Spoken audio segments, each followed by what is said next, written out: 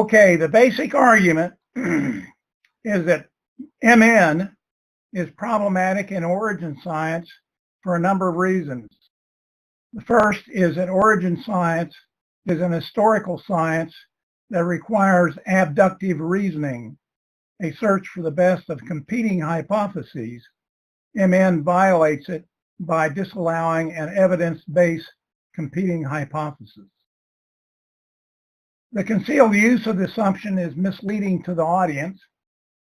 The effect of the violation is to cause science to promote a non-theistic religion instead of an objective scientific investigation. Its non-scientific use should be abandoned in origin science.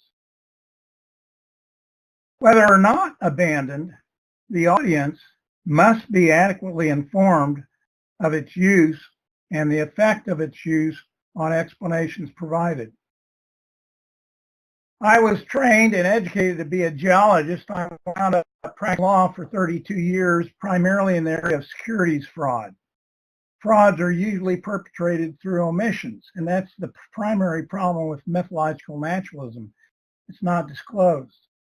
The SEC will allow you to sell anything so long as you adequately inform. An informed investor won't buy a product if it's problematic. If the public is actually informed of the use of methodological naturalism and the effect on explanations, it's not going to buy the product.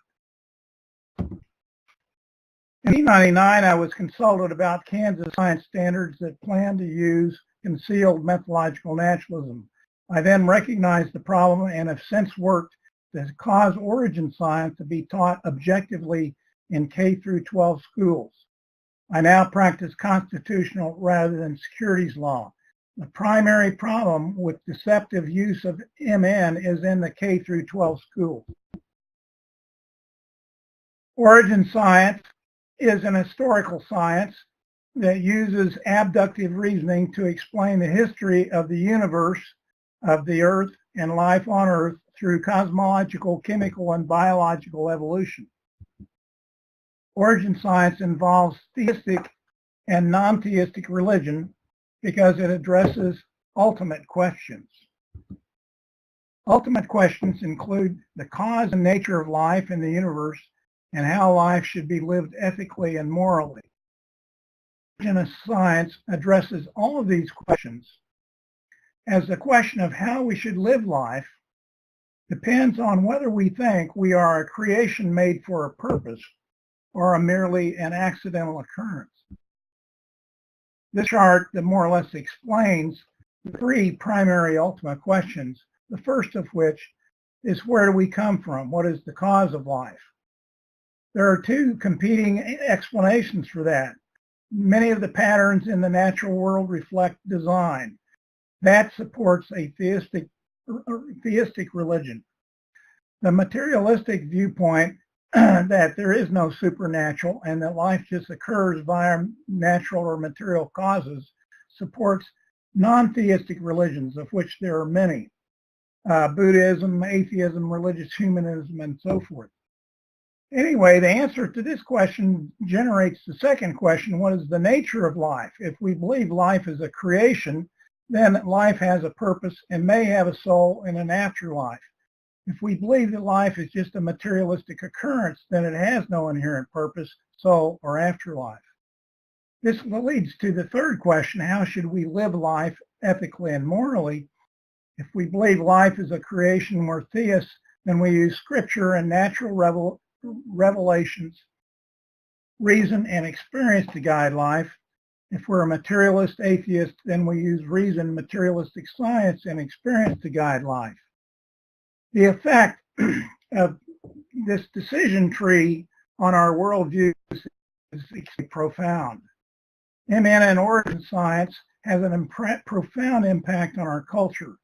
The percentage of our U.S. population that were nones or non-theistic 5 years ago was about 17%. It's now 25%. It's growing at the rate of over 1% a year. Science is a subjective historical science. This was explained by Ernst Mayr in 1997. Darwin introduced historicity into science. Evolutionary biology, in contrast with physics and chemistry, is a historical science. The evolutionist attempts to explain events and processes that have already taken place. Laws and experiments are inappropriate techniques for the explication of such events and processes. Instead, one constructs a historical narrative consisting of a tentative reconstruction of the particular scenario that led to the events one is trying to explain.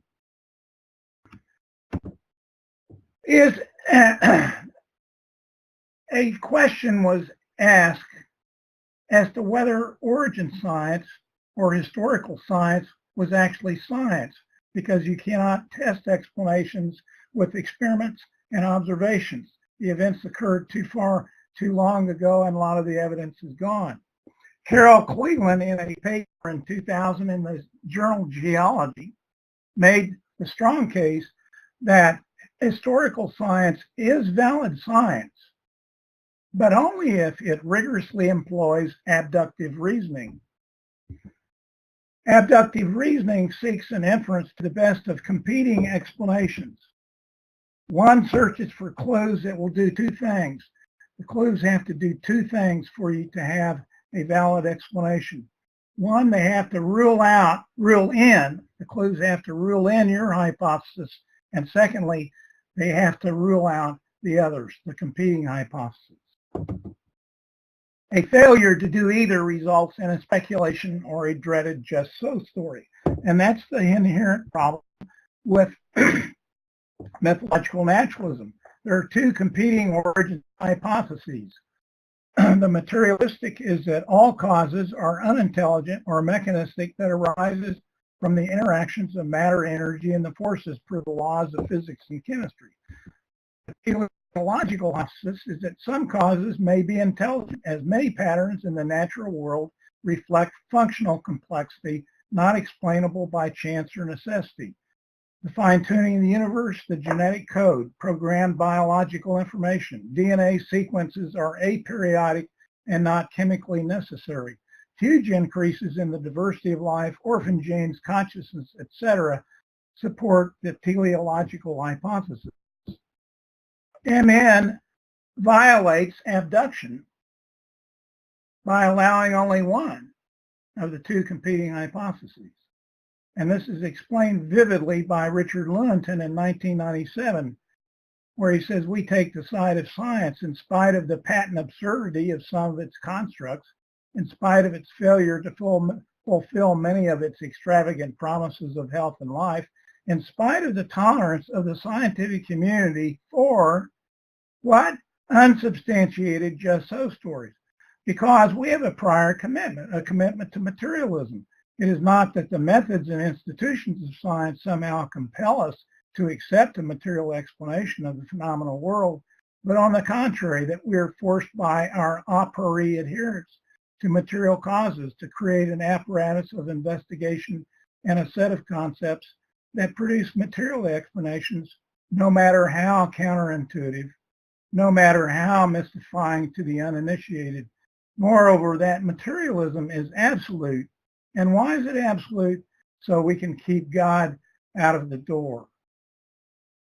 So we can have essentially an atheistic environment.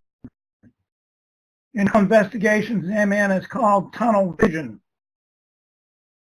Kim Rosamo, in The Police Chief, explains tunnel vision.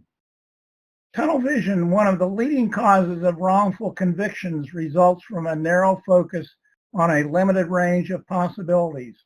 Consequently, alternative theories to the crime are not considered, and potential suspects are eliminated from the investigation. This heuristic is particularly ill-suited to solving complex, dynamic investigations.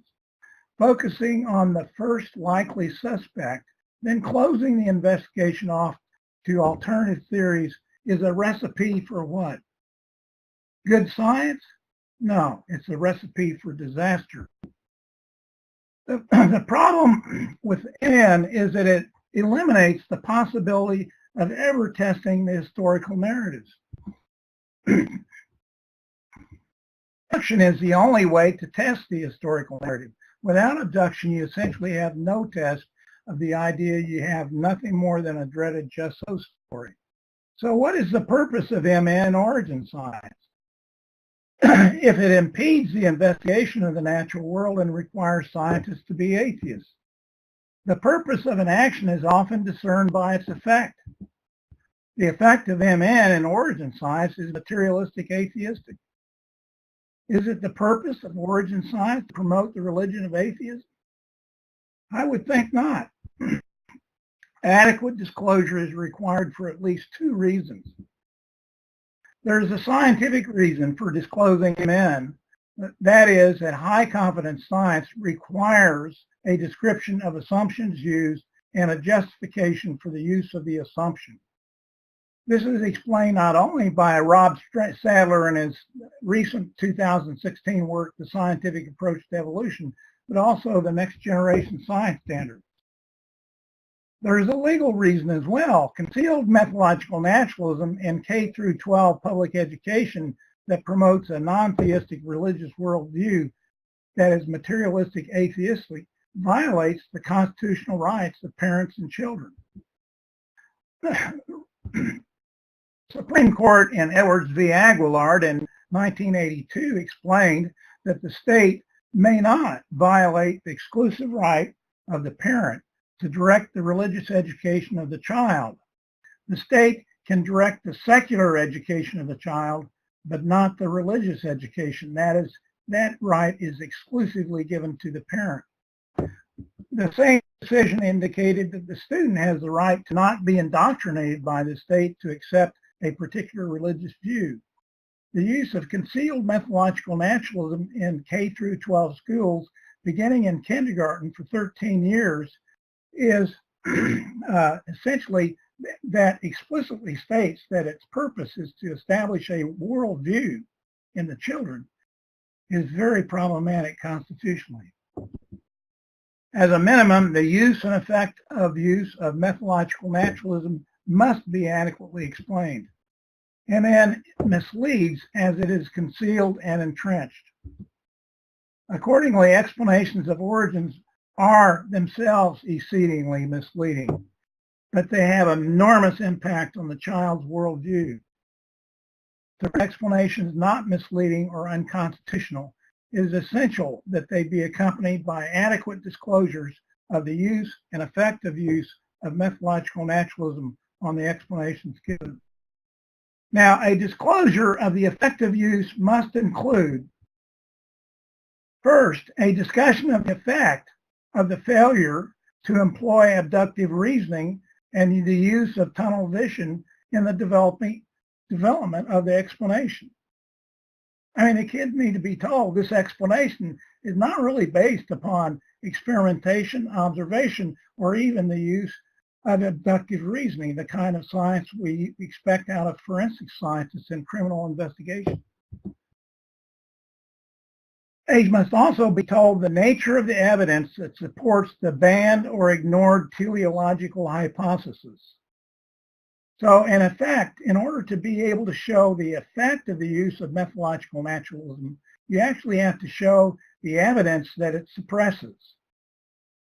And so effectively to disclose methodological naturalism, to comply with science and the law, you essentially have to teach ID. You really do. The atheistic religious effect of the concealed use must also be explained. And finally, the audience should know that origin science is not a closed case. The investigation is ongoing. Science does not and may not ever have the answers to the questions. I started giving these talks about 18 years ago. And I ran across this quote from Thomas Huxley, and I think that it sums up the entire problem, and particularly with methodological naturalism. Huxley said that science commits suicide when it adopts a creed. So that's the problem. Thank you for listening. All right. Well, thank you very much.